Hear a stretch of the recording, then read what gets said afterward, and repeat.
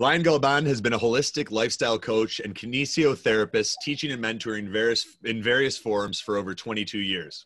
Growing up in the self-help Mecca of the world, Northern California, he has been immersed in personal development since his early teen years, and since dedicated his life to assisting in the expansion of consciousness and the liberation from the limitations of the mind by deepening his students' relationship with authenticity, embodiment, sexuality, emotional intelligence, and mental mastery. Lion, welcome to the show. I'm so grateful to be here, brother. I'm inspired by you and your work, and I'm so happy to reach your audience as well. Thanks for having me. Thank you for coming on. I was inspired by your page as well on Instagram and some of the things that you've been able to share there.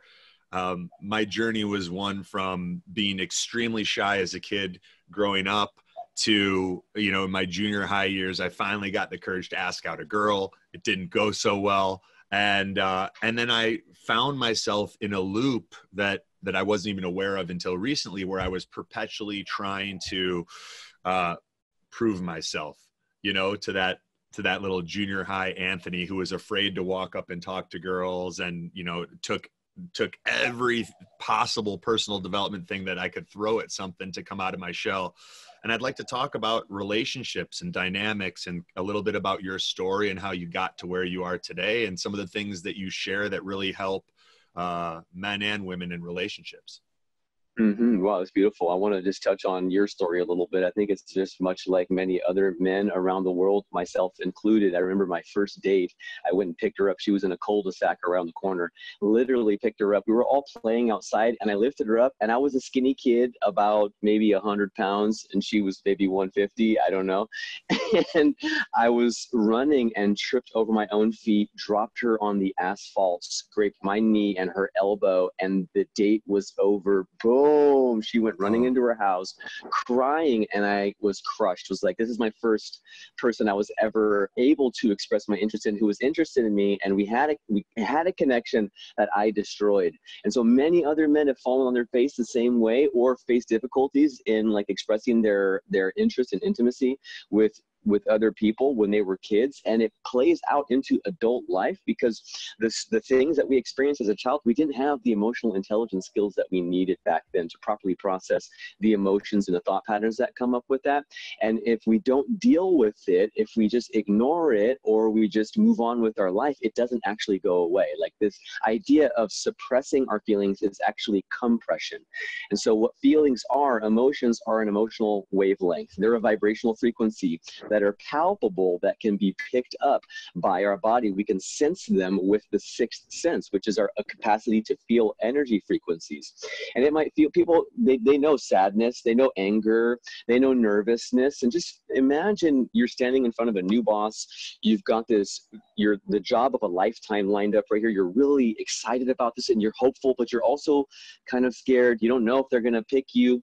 That sensation is, we can all feel that. It's through the stomach, through the being. It's like electricity, and we have the capacity to pick up vibrational wavelengths in the field around us and that are emerging from within us, and they happen during these challenging times in our lives as well. And if we don't allow them to move through us, meaning we go, no, that sucks, I want to be peaceful, I want to be happy, I want to play video games, I want to go on with my life, I want to pretend like everything's okay, I want to do something else. Even healthy behaviors like breath work, meditation, exercise, these are all avoidant tactics that actually, when we don't allow that vibrational frequency to move through us, because we're conduits like a copper wire, if we stop that copper wire from moving electricity, we put enough electricity in that copper wire, it blasts out. And so what happens in our emotional system, we have a cycle of energy. It's supposed to be moving through us.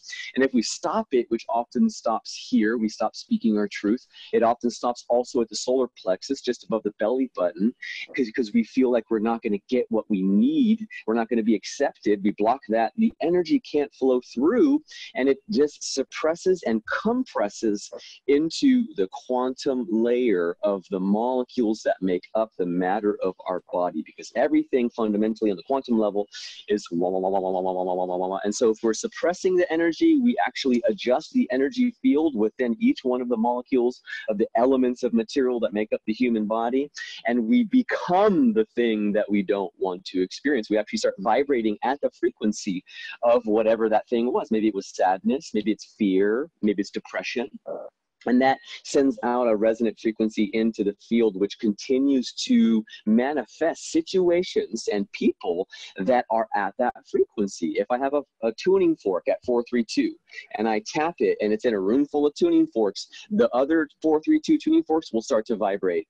Or if I hit a guitar at a guitar shop, at a key of C or whatever I hit, the other guitars will also vibrate at that frequency, because there's something called a resonance where it just picks it up and starts to vibrate too at that same level. Our brains do the same thing. So if we're having thought patterns, let me give an example of that. If you yawn, I might yawn too.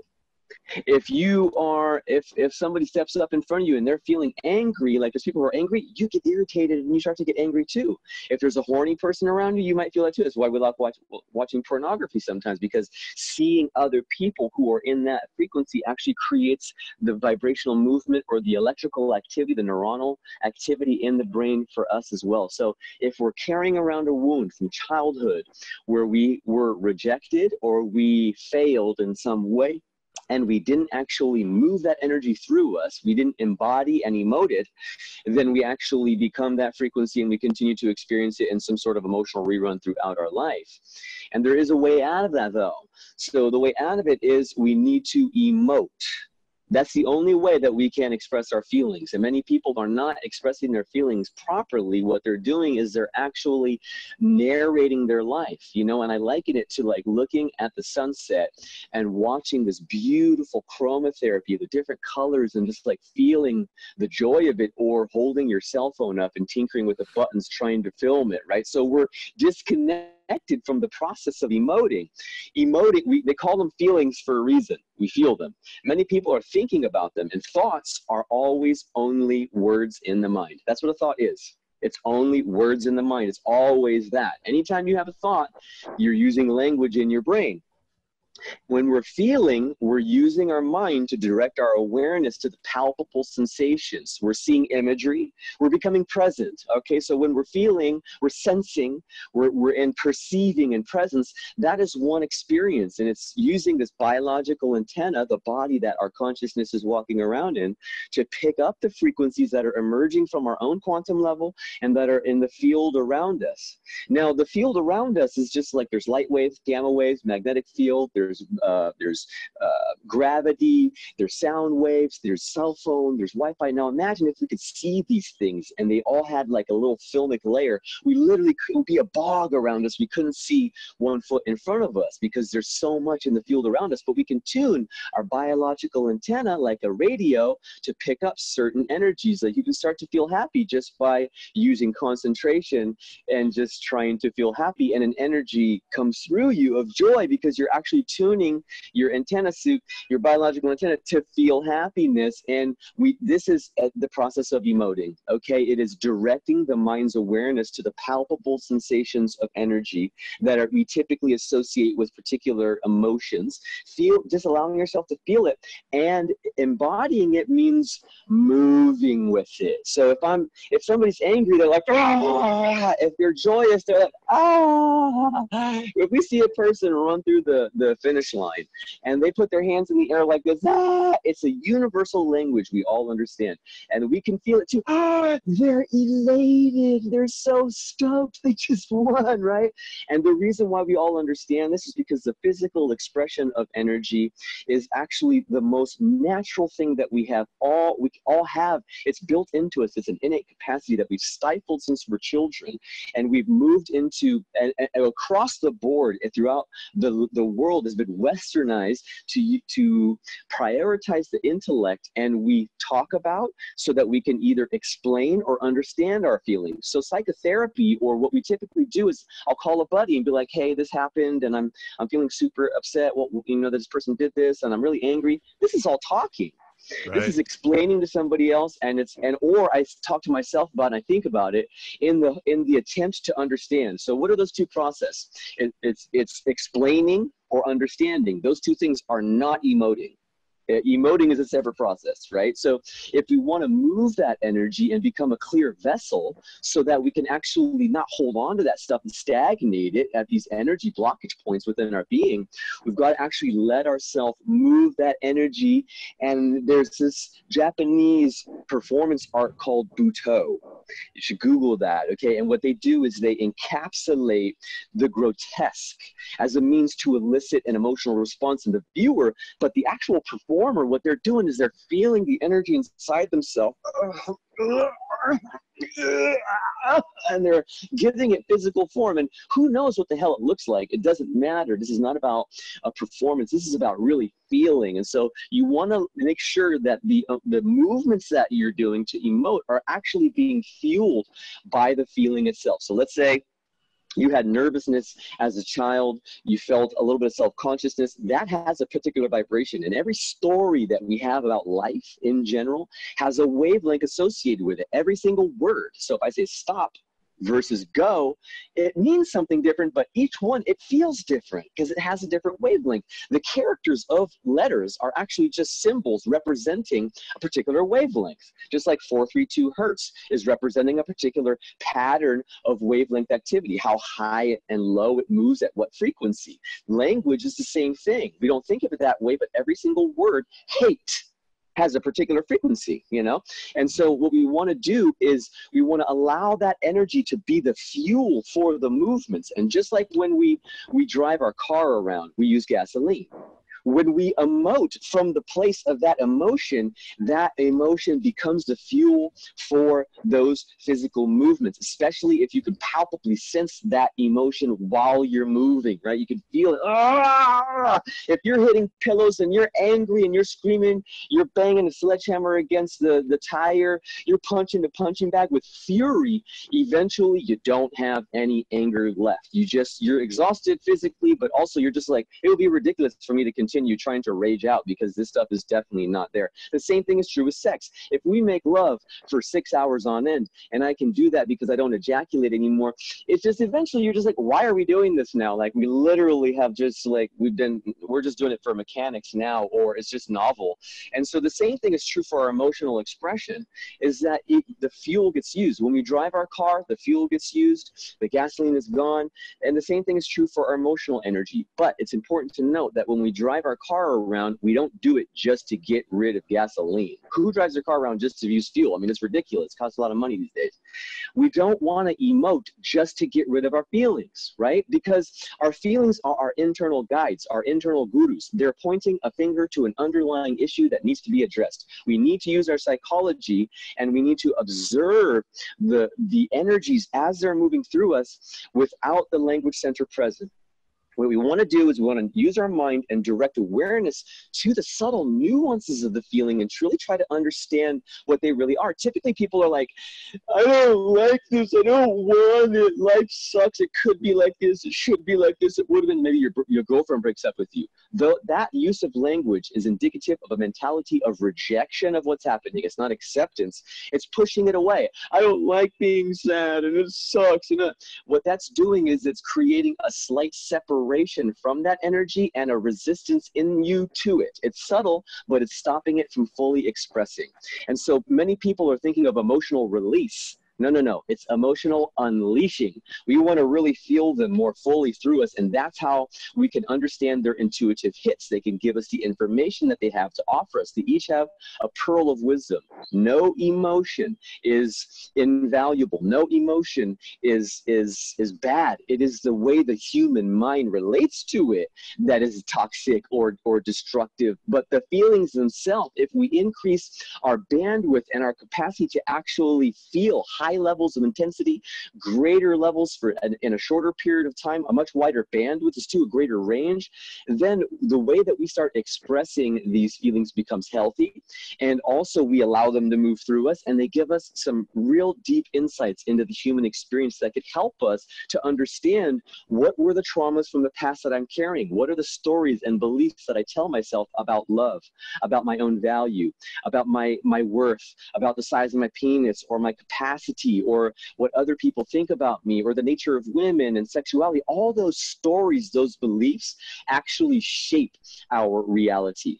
The language that you allow to move through your brain, the words that you choose, actually shape every single moment the way that you perceive what you're experiencing. And the language actually changes the way the frequencies are expressing. If you've ever seen anything in quantum physics or you know about the double slit experiment, you've seen, and if anybody hasn't done that, your listeners, you should Google Dr. Quantum, the double slit experiment, and watch it on YouTube. It's a cool cartoon made for kids, but it's great for all of us to understand the way that wavelengths and particles are expressing in an infinite way in every single moment, meaning particles are behaving like waves, waves are behaving like particles. So if I shot a ball out of a gun, it actually is superpositioning itself in every possible position at the same time until there is an observer present. Once there's an observer, and they don't tell you why this is true, but once there's an observer present, it collapses into a singular result. Okay, it only does one thing. So the infinite potential of wavelengths, which all energy can continue to change and morph.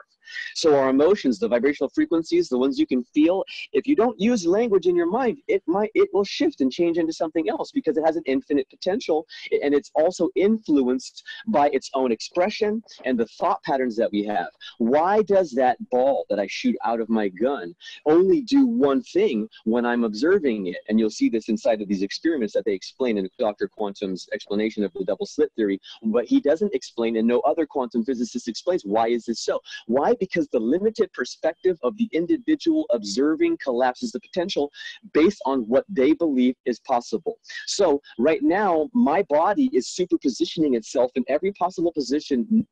I'm floating around in space. I'm going off into the distance. I'm disappearing. I'm lighting on fire. But what you and I are seeing are me sitting in this very spot right now. And there's nothing else that we can each see in this moment because it's just unfathomable for me to float off. It's not going to happen. It's not real. It defies the laws of physics. And so since our minds do only believe that I can move from this place to here or a slight in all directions, that's what happens. And the same thing is true for our emotions. Our limited perspective of life is based on the ideas and concepts that we've gathered since we were a child.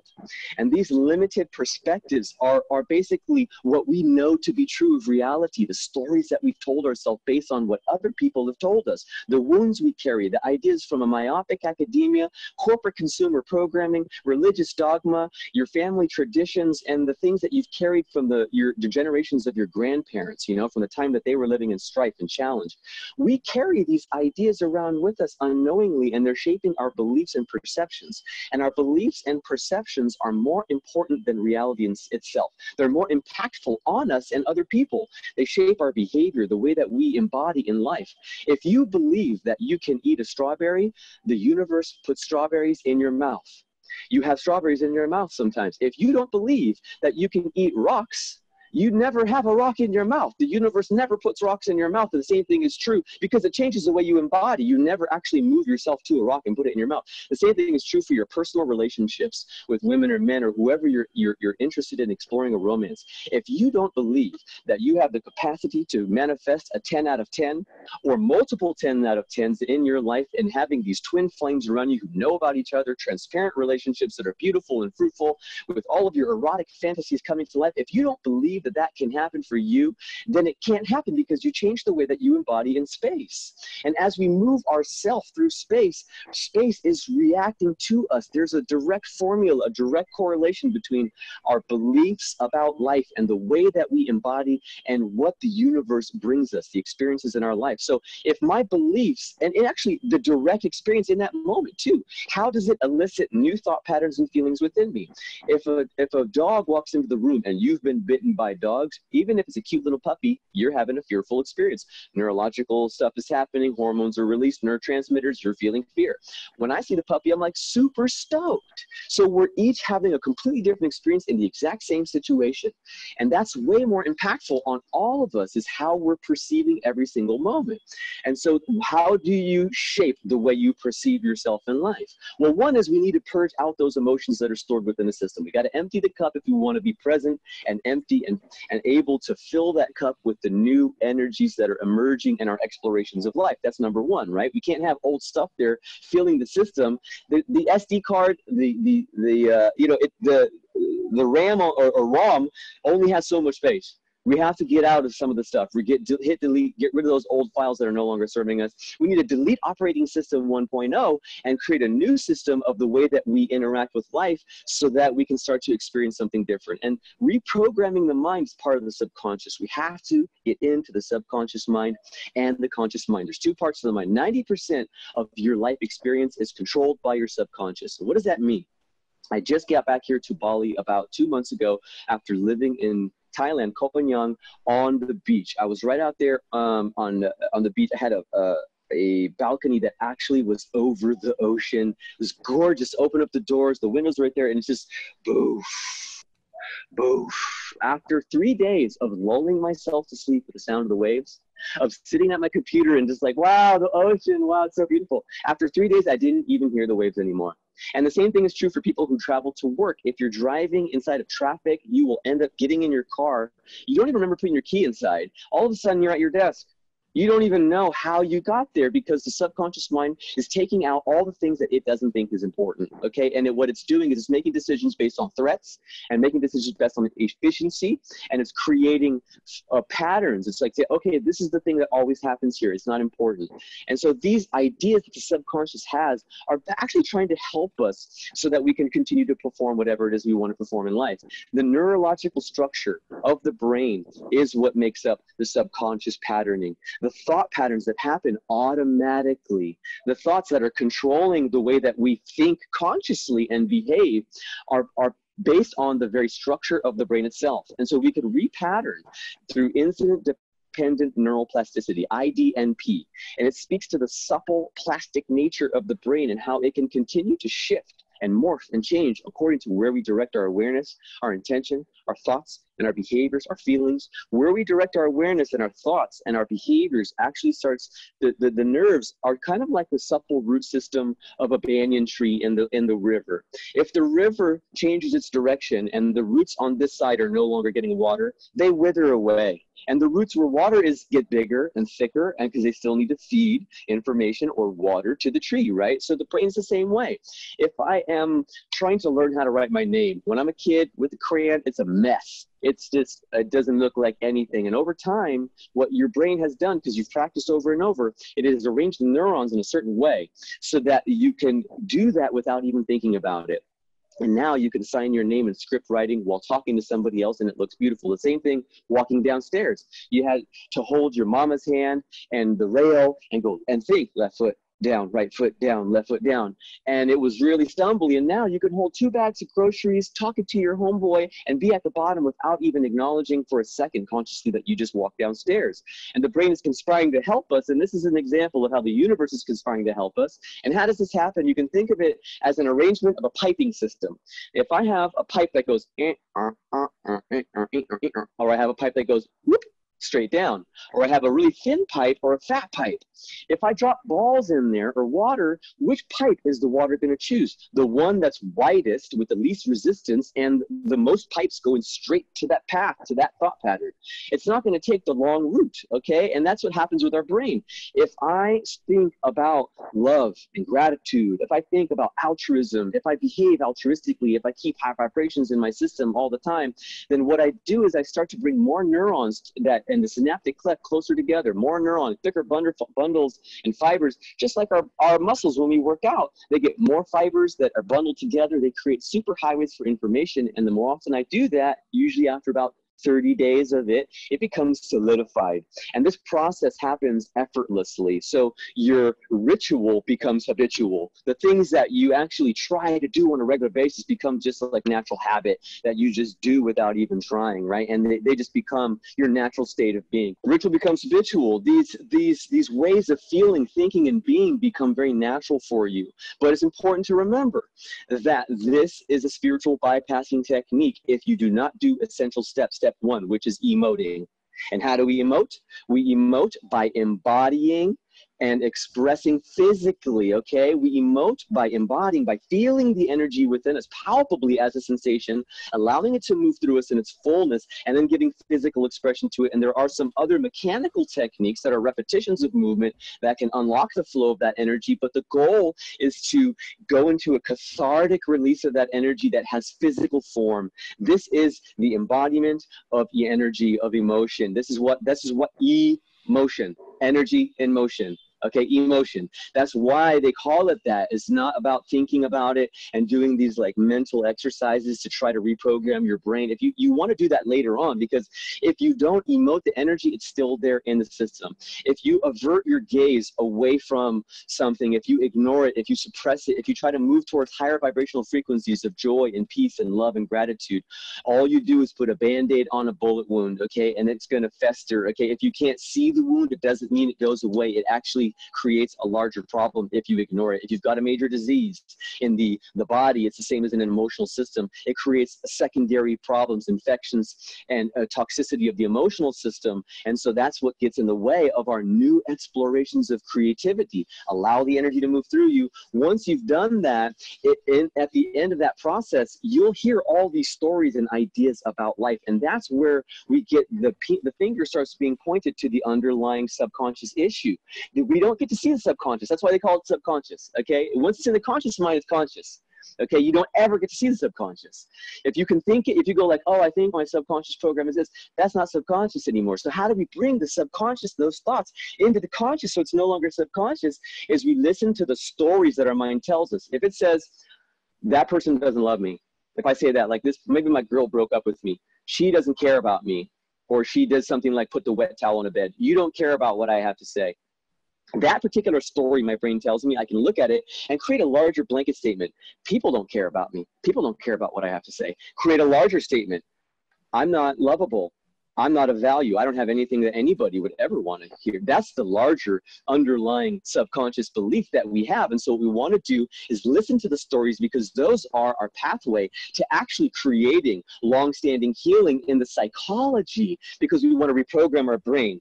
And there's some ways that you can reprogram your brain. Is through repetition, and it's through accessing the subconscious there's many, many different ways, but I'm going to give you guys some tools, a couple tools that I think are really cool. I've got a bunch of them that are really impactful, but the couple I think people could start using without ever even talking to me. One is, what I like to do is get a label maker. And if you're a cheap person or you don't have money, you can't afford it, get yourself some masking tape and a pen.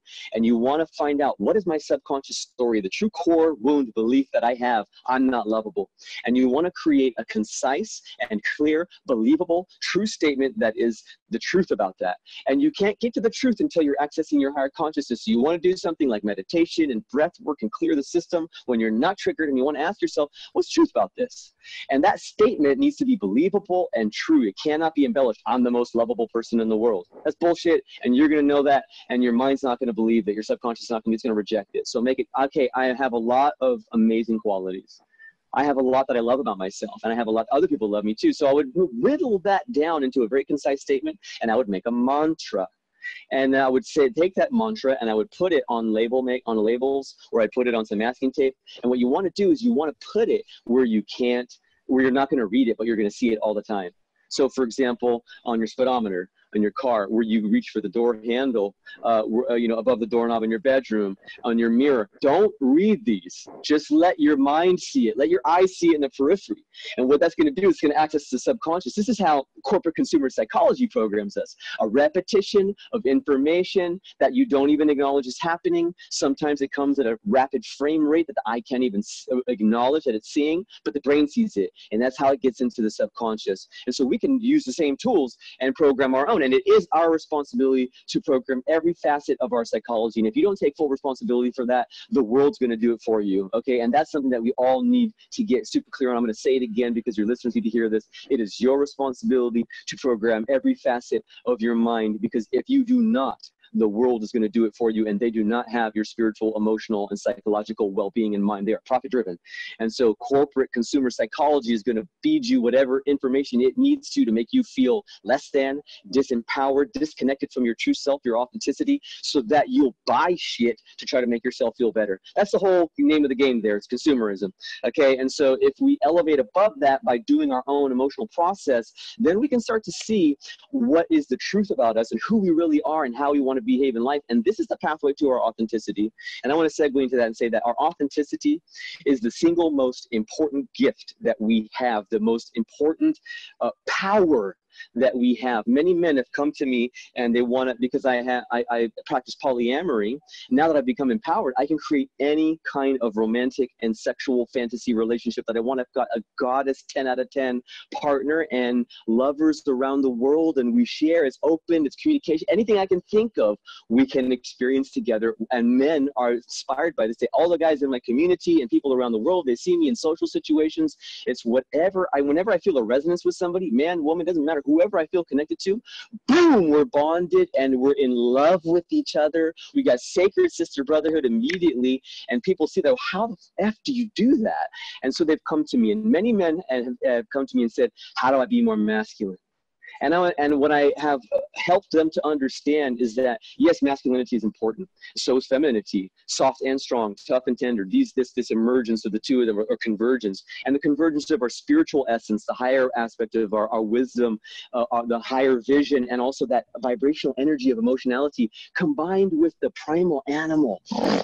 That feelings of the primal energy is important. But what's more important than manifesting your primal power, your masculinity, your emotional sensitivity, your spiritual intelligence, all that, is your authenticity. It's not about any one of those aspects. It's about the unique amalgamation of all of those. How do you take this certain little bit, create this mixture of the dark masculine, a little bit of the light feminine, a little bit of the dark feminine, a little bit of spirituality, a lot of animal? Like, what is your unique mixture of these, of the human psychological experience, of the archetypal human experience that is unique to you? The colors you like, the foods you like to eat, the way you style your hair, the way you like to walk and move and express yourself, the way you fuck, the way you dance, the way you do all these things is an expression of your soul consciousness. And if you're not expressing yourself fully, which often people aren't when the emotions are challenging, if I feel self-conscious when I walk up to you in a social situation, I'm like, hey, how's it going there? Yeah, so you come here often? Yeah, cool. Yeah, you like to come here, huh? Like, that is not going to create connection, and it's also going to weaken you, because you're going to walk away from that even if you got a phone number feeling like shit. And when you express, oh, I just feel so nervous in front of you, like I feel like I'm going to fuck this up, but like I want to be with you, but like I know I already screwed this up. Like this, you may screw up that social interaction, but at the benefit of true authenticity and starting to connect to who you really are. And if you feel this nervousness and this depression or this whatever, it needs to move through you. Otherwise, it becomes you. And we can find out who the authentic you is when we move all that stuff out of the way. What people have been experiencing is not the real them. It's a disempowered version that has happened generations before us. We've all seen this, like these studies where they take monkeys and bring them into a room, and they put bananas at the top of the ladder, and when the monkey goes up, they spray him with a hose, and then so all the monkeys know, don't go up on the top of the ladder. And then when a new monkey comes in, he tries to climb up, and the monkeys beat his ass. They take out one of the old monkeys, and they keep bringing in new monkeys, and eventually the room is filled with new monkeys who have never seen the hose sprayed on anybody, and they're stopping every new monkey from climbing that ladder. They're beating the shit out of them. And the interesting thing is that humans do the same thing. They have all these studies showing this, and I don't want to go into that right now, but the interesting thing is that generation after generation, they assimilate faster and easier. The teachers are more effective at teaching the new students each generation that experiences an oppression of their psychology, an oppression of their unique expression, oppression of their sexuality, oppression of their authenticity. It just becomes the norm. We all become lemmings because that's just what we do. And it becomes very easy for the next generation to do the same thing. And that's the generation that we're in now. Okay, we're in the generation of people who just accept that this is the way. And when we see empowered people, we have our own emotional reaction to it. It's toxic. We go, oh, you can't be empowered. You can't take what you want from life, even if it's consciously. You're a bad person, because I think I'm a bad person if I do that. And what that does is it causes other people to keep their head down. No, everybody is smalling themselves down so that they don't go against the grain and receive flack. And one of the things we have to do is increase our bandwidth for challenging emotional frequencies, the capacity to handle higher levels of pain. And what that means is we're able to stand up in the face of adversity, put a flag in the ground for what we believe in, our authenticity, our truth, as long as we're doing it with integrity, with care and concern for other people, with empathy, with honesty, with clarity, with transparency, with integrity, then, and we're caring for other people along the way, then yeah, you're might going to get flack from some people. You're going to trigger disempowered and small-minded people. But you're going to, and when you are able to deal with your fear of rejection, your fears of other people's opinions, and you start standing for what you believe in, you poke your finger through that paper-thin veil of fear. You step through that doorway, bashing through that little piece of filmic layer, and you look back and you go, holy shit, I love me more. I respect me more. I fucking did that. And then you do it again. You keep poking through those fears, and eventually your subconscious mind says, this is unfounded. These fears are not logical. The very structure of the subconscious shifts, which creates a functional shift as well, a behavioral shift, a belief shift, and we continue to see this upward spiral where we move beyond the things that used to typically stop us from being able to manifest what we want, and we start to live empowered. And this is the path. It's your authenticity. It's dealing with your emotions in the proper way. It's using your mentality to direct awareness to sensations without language present, because the language center contorts the way that energy is expressing.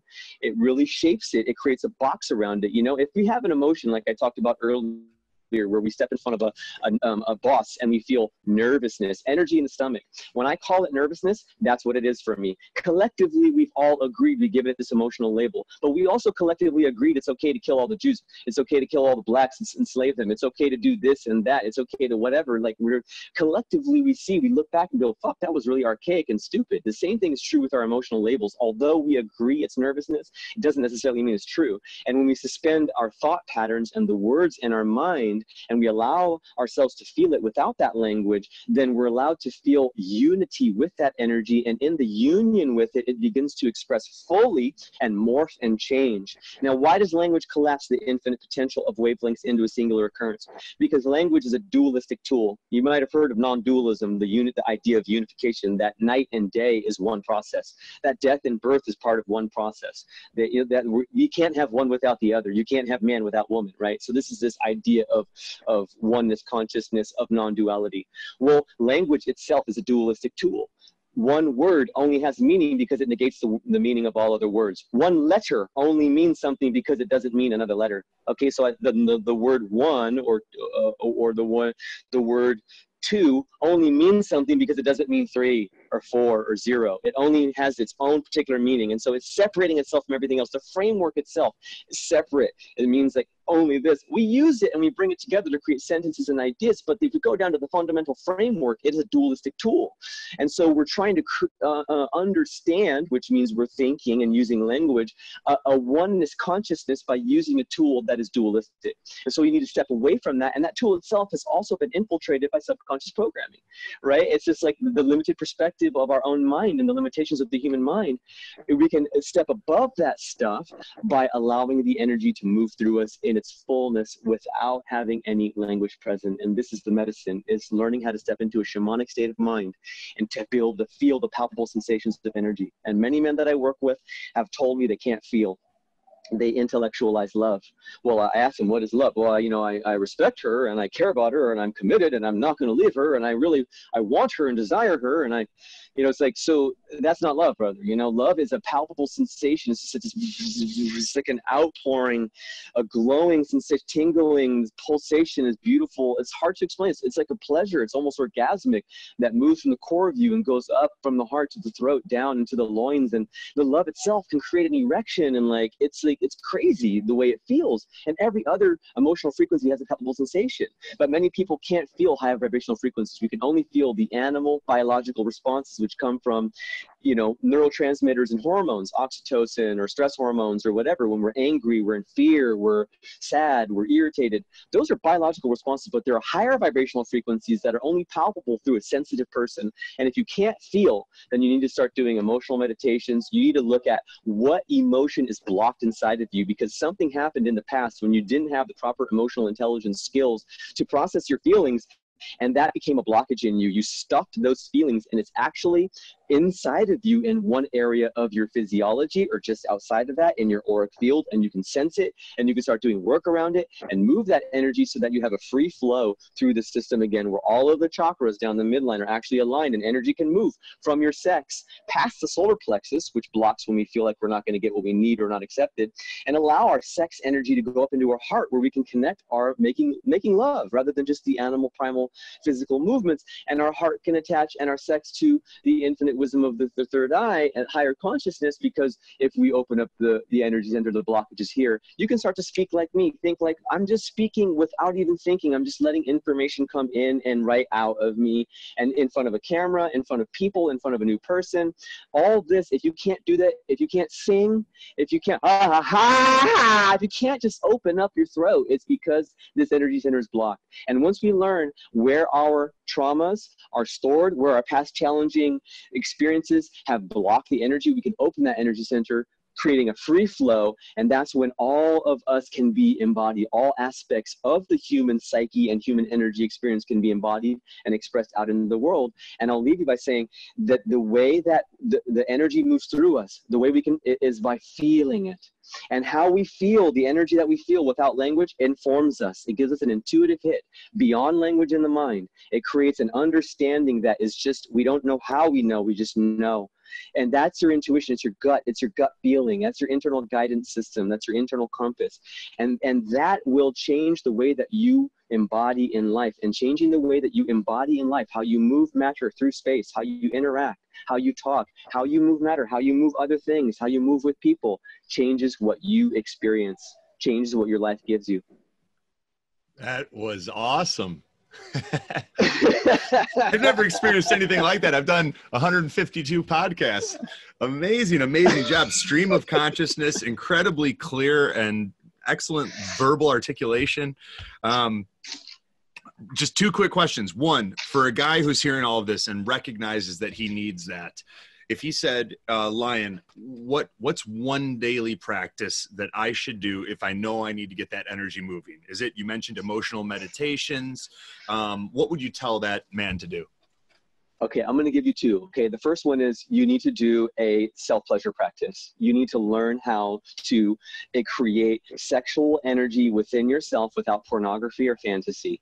You need to learn how to make love to yourself, and that means having foreplay, checking in if you actually can get horny without these external things. Is it just a fantasy in the mind, novelty? Am I just doing this because I think I want to have some sort of release or some sort of pleasure? Or am I actually feeling my erotic nature? If you're disconnected from your own erotic nature, if you need external circumstances, a woman, another man, or pornography outside yourself to create your sexual energy, then you're weakened, because now your internal landscape is dependent on external circumstances. We want to be able to self-source, to create everything that we might seek from external relationships, okay? So if I go to a relationship and I want you to make me feel love, I'm coming needy and empty, and the person can feel that. And no matter how I express my love to you, like, I want to rub your feet, brother, I want to, play with your beard, I want to cook you a cake, I want to suck your dick. I'm doing it from a place of emptiness and neediness, and that person can feel it, and they're like, they don't know why, but they reject you. They get into the avoidant attachment style, where they're just like, ugh, there's something about you I don't like. It's because the energy behind it is coming from neediness and emptiness. You need that other person to make you feel that. If you have it yourself, because you have a daily practice of creating a connection to love, to sexuality, to pleasure, to energy in yourself, then you're abundant, and you go, you're feeling so much energy, you just want to give it. You're just like, I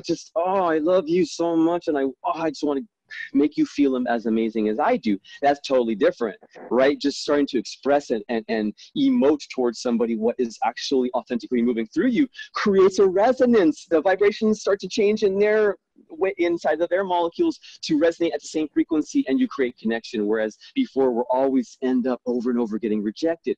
But we can't do that. It's not something you can pretend. You have to train for this, okay? It's very easy to put on a show. Bruce Lee said it best. It's super easy to put on these cocky movements and impress people and make them think that you're cool. The hardest thing to do is to not lie to yourself. is to truly feel what you feel and be what you feel, express outwardly what you're authentically feeling on the inside. And so you need to train yourself every single day. And part of it is a self-pleasure practice. And there's ways you can do it, of having stages without porno, of getting yourself to an orgasmic state. And you need to learn how to come without ejaculating. And I've created a new methodology beyond what the ancient mystics have taught to us, and the other people who have taught this, beyond all this Taoist stuff, because that stuff causes injuries. The vas deferens and the tubules from the testicles, if we create back pressure inside of them, then they can burst out, and many men have had injuries. And I figured out how to use that skill, but then start taking out little pieces so it's all energetic now. I just use intention to stop the cum from coming out, and it's a very powerful orgasmic experience without ejaculate coming out. And I don't have to do all the locks and the pushes and the pulls and the squeezes and the press here and all that stuff, you know. And so it's important that guys learn how to do this, because if you don't, you could injure yourself. You also just lose your seed. But in using this self-pleasure technique, what I do at the height of orgasmic bliss, as I'm getting close to orgasm, before I go over the threshold, before I get that ceiling, right as the orgasm begins and I'm riding that wave, I stop stimulating the cock and I just bring love and gratitude into my being. And I feel a palpable sensation of love and gratitude. And this is not a thought process. This is actually thinking, what does love and gratitude feel like? What do those letters and characters, what does that word actually represent? What energy frequency does it represent? You have to learn to embody that. And there's a separate love gratitude practice that I do to help me to embody that naturally, and understand that frequency more intimately, because these higher vibrational frequencies are hard to sense if you can't feel. And many people are numb. They're narrating their life. And so there's emotional meditations you have to do to unlock your capacity to feel these feather-like sensations of energy until they become more obvious. So that's one, self-pleasure practice, and without ejaculating, and bring love and gratitude in at the height of orgasmic bliss, and move it through your system. So I do this wiping motion with an intention, and I actually can feel energy. And I'm going to give guys something right now so they can feel energy in themselves. Okay, I'm going to give you a few things. One is smile without smiling. Don't move your mouth. You try it right now. Don't move any muscles. Feel the energy just start going without moving muscles. Energy moves at the level just before the 3D realm, just before physical tissue actually moves. If you look at my pec here, sorry about the mic, but okay, I move my arm, look at my pec.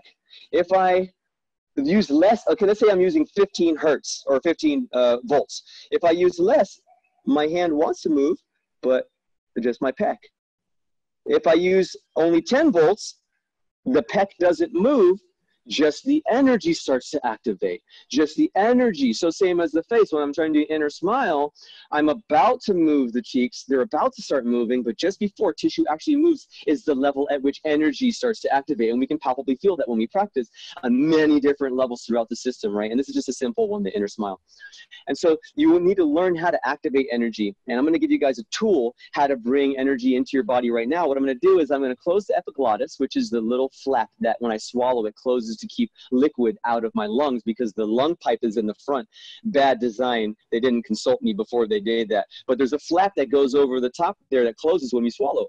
Or we go, ah, that's the closing of the epiglottis. So you should be able to hear the breath. That's the epiglottis squeezing. The other thing is I'm going to put my teeth together. Okay, when I inhale, okay? And then I'm going to pull towards me intensely. And I'm going to passionately feel. I'm going to passionately feel.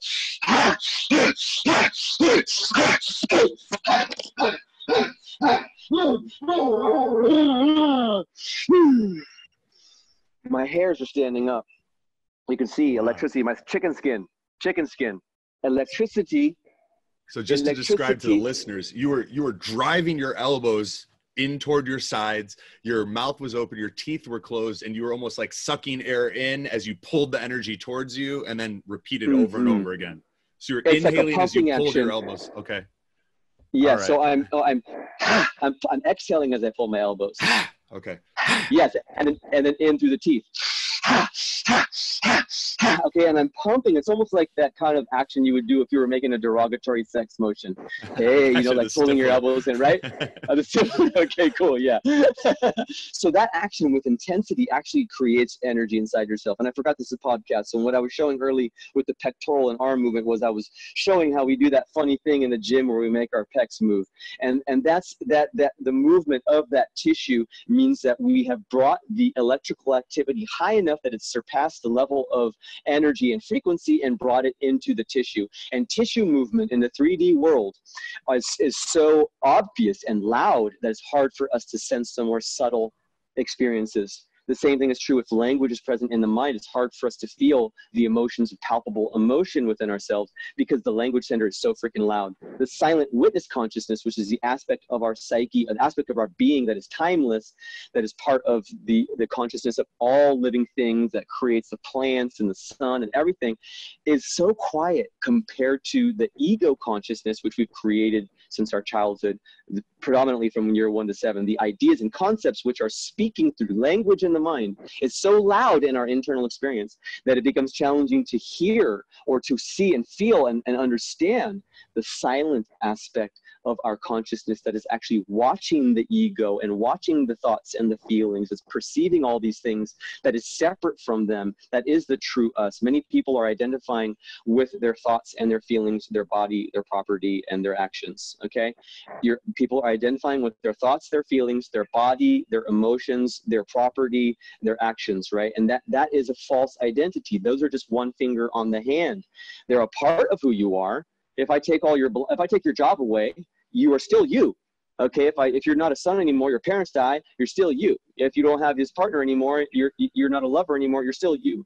If I chop off your arm and in your other arm, you're still you. Your legs, you're still you. I chop off your chest and you just have your head here, or I keep going until it's just your eyeballs, but you're conscious of who you are and where you are and what's going on, and you can think and you can like have awareness. You're still there. If I take away your eyes, but your awareness is still there, you are still there somewhere, right? So that is, I'd say, the palm, and all the other aspects of our experience are just one finger of the hand. And many people are falsely identifying with the voices in their head or their body, the way it looks, you know. And you hear that, like, with people identifying with their property, they have a car crash. You hit me. No, our cars hit each other. And I'm fat. No, your body is fat. Right? So like, you are not your body, right? So like, in your, whatever you're experiencing in life is not you, your thoughts or your feelings. You are the being that is witnessing all of this, and you can't sense that unless you turn up your sensitivity by turning down the language center in the mind and being able to step into a shamanic state of awareness where you're just feeling and present. And it's important that you have that when you're doing these other two practices that I just told your listeners, which is the self-pleasure practice, the next level self-pressure practice, and also the creating emotional energy inside yourself is palpable. You can't experience the richness of that if the language center is kicked in. And if you have a hyper active mind, which is many of us are experiencing that, then there are skills and tools, ancient techniques that you can use along with modern neuroscience and addressing your specific life issues that can help you move beyond that, so you can start having an embodied experience of life again out of the intellectual, because that's where the real richness, the juice is. Lion, thank you for being so generous with your wisdom and your practices. What would you say to a guy who's thinking about working with you? What would you tell him about your program and where he can go to learn more about it? Well, let me tell you this, that my program is a complete life overhaul. This is not like, I mean, many people have tried psychotherapy and they've tried, you know, going to workshops and watching TED Talks and reading and all these other things. Those things don't work. They're just a Band-Aid on a bullet wound. They're just trying to make you docile so you can feel peaceful right now and like feel happy for a second. That's a short-term fix. It is not actually going to change. You need to have real world experiences that start to change what you believe. It's actually, I take people through a living process, experiential therapy, which I created, giving you the tools to handle the challenging emotions and challenging thoughts so you can go into the mixing pot, go into the belly of the beast, go out and have real life experiences that are challenging, that help you to overcome the fear of rejection and all the mental programs by actually experiencing yourself, because that's the best teacher. I can tell you all day that a fire is hot until you feel it. If I try to tell you what chocolate tastes like and you don't have a tongue, or what, you know, a rose smells like and you don't have a nose, it's only until you have the direct experiences yourself that you truly understand learn the information, and it's by living it repeatedly that it becomes your truth, okay? And you cannot fake these things. You can't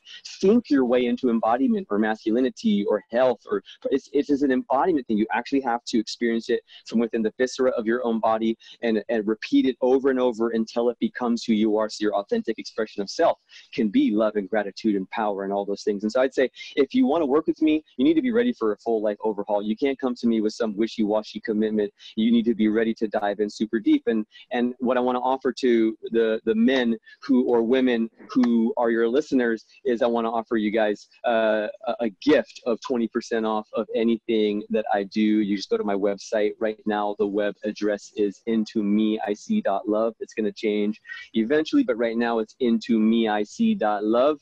And you can find me on Instagram at sacred.rebel.lion. And also on Facebook, I got a Facebook page called Rites of Passage Events. That's RITES, Rites of Passage Events. And I just give away free information all the time. I'm getting like PDFs, videos, like, you know, instructional stuff. And like, I just give it away. I've got so much information, and we just scratched the surface here a little bit. I'm a channel. You ask me the question and the information just comes through. I don't know how I know all this stuff. I've been this way for a long time. It's through cleaning the pineal gland, living altruistically, but the information just comes through. And so this is just scratching the surface. And yeah, if guys have a question, they can have a free 20-minute consultation with me. Awesome. And is it INTOME, the letter ISEELOVE.com? You got it. You spell it all out. intomeic.love. Awesome. Fantastic. Lion, thank you so much for your time. It was a beautiful experience, something I will not forget, and hope to have you back soon. I really appreciate it. And thanks for inspiring all that stuff through me, brother.